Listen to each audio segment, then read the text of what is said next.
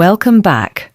In today's video, we're diving into the dramatic and chaotic events that followed the mighty judge Gideon.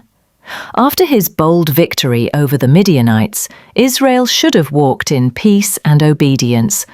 But as we'll see in Judges chapters 7 to 12, what happened after Gideon's death was a roller coaster of betrayal, power struggles, and new judges rising up. Stick around till the end because this story is packed with lessons, drama, and God's unshakable hand in Israel's messy history. The story begins with Gideon, also known as Jerubbaal. By God's command, he reduced his army from 32,000 to only 300 men. Armed with nothing but trumpets, jars, and torches, Gideon's tiny force routed the vast Midianite army. Panic spread in the enemy camp, and they turned their swords against each other.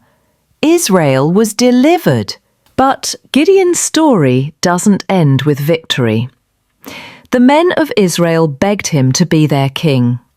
Gideon refused, saying, "The Lord will rule over you." Yet, ironically, he made a golden ephod from the plunder. And sadly, Israel began to treat it like an idol. Gideon lived in peace, fathered many sons, and when he died, Israel quickly turned back to Baal worship. Here's where the drama kicks in. One of Gideon's sons, Abimelech, had big ambitions. His name means "my father is king," and he wanted that title for himself. Abimelech went to his mother's relatives in Shechem and convinced them to support him. He asked them to name him king instead of any of his brothers. To secure his rule, he committed a brutal massacre, killing 70 of his brothers on one stone. Only the youngest, Jotham, escaped.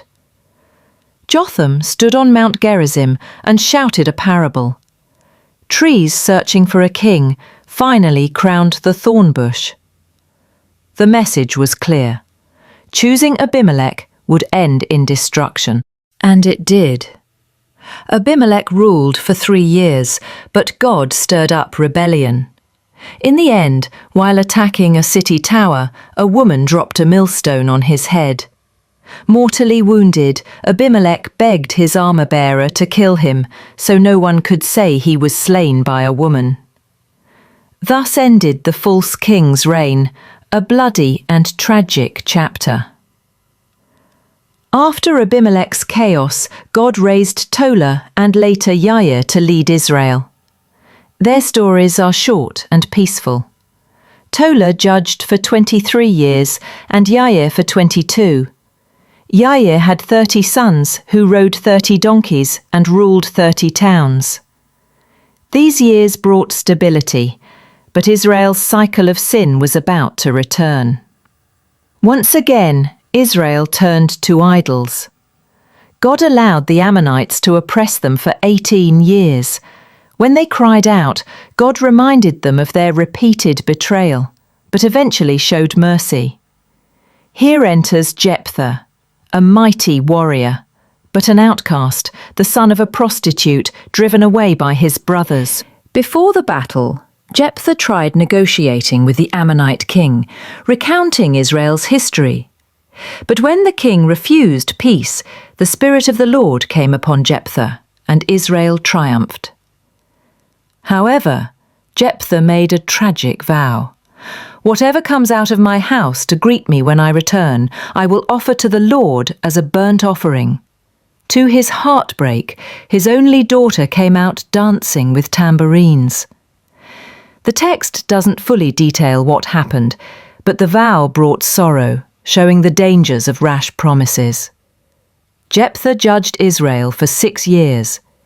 His story closes with conflict against the Ephraimites, where thousands died, a reminder of how divided Israel had become. After Jephthah, 3 more judges brought temporary order. Ibzan, judged 7 years, had 30 sons and 30 daughters. Elon, judged 10 years. Abdon, judged 8 years, with 40 sons and 30 grandsons who rode 70 donkeys. Their reigns were peaceful, but not transformative. So, what happened after Gideon died? Israel spiraled into chaos. False kings rose, brother killed brother, and even God's chosen leaders made tragic mistakes. Yet in the midst of it all, God remained faithful, raising judges to rescue his people again and again. The lesson is clear.